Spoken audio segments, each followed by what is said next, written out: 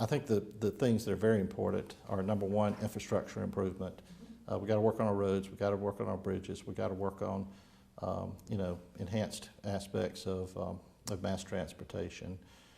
We got to continue to make sure that our port of Savannah is is world class on a consistent go forward basis as it could be. Atlanta Airport, vital. The Georgia portion of the federal highway systems are vital. So those are very, very important things. The next thing is our military bases. Georgia represents to the nation some of the finest military base establishments that exist. They're very, important to be in Georgia. We're strategically located. We are not bound by extreme weather conditions. For the most part, we occasionally get something blowing in from the ocean down in Savannah, but at the end of the day, the military bases are incredibly important.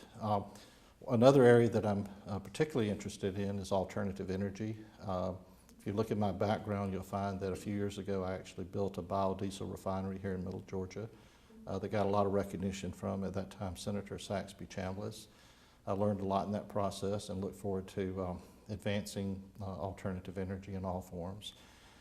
I'm also interested in what's going on with seniors. And one of the particular issues I'm focused on with seniors is what's called the 5-year look-back period, so that if you get into a state later in life, or any time really, but particularly later in life, where you're going to need to go into a nursing home, if you didn't move your assets into a shielded condition at least 5 years before that occurs, then that could basically cause your inheritance to the inheritance that you would pass along to your family to be reduced by the cost of your stay. And so I think it's important that that 5-year look-back requirement be eliminated so that all people could take full advantage of what Medicare has to offer. Prescription drug prices, incredibly important to me. My mother, who happens to live, in this community that we're in here today, the pricing of some of the prescription drugs that she needs are just, let's call it severely eyebrow raising. And I also think that we've got to deal with how medical services are priced. I think doesn't make any sense that a medical provider will charge you one price will charge one price if it's being paid for by an insurance company, but an entirely different and higher price if it's being paid for you by individually. So I think that there needs to be no haggle pricing associated with medical services. So those are the principal issues that I'm zeroing in on, and I think the overarching issue, other than the government and the military bases, really boils down to how do we, do the best we can to relieve the financial stress on families. I had a question about the infrastructure you were talking about.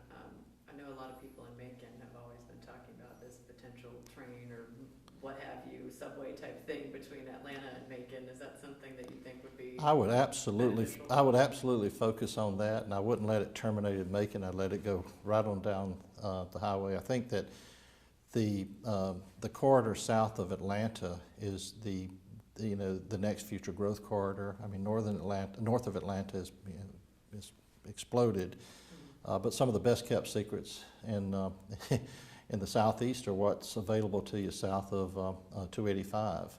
And Macon, a little commercial here, is a fantastic place to retire to. It's got great education. It's got great quality of life. The cost of living is phenomenal. And so I'd like a lot of those folks who head on down to Georgia to come halfway back and settle in Macon. But I think that some type of a rapid rail system, emanating in Atlanta and going south, and then actually at some point in time branching over towards Savannah and even branching towards Columbus would be critical to, if we start looking at the next 100 years, that's the kind of thing we need to be thinking about. So yes. Now, that's one that's going to take some study, but if I'm talking about through student loans relieving almost $1 trillion, which I'm talking about, we can come up with ways to fund something like we're talking about here.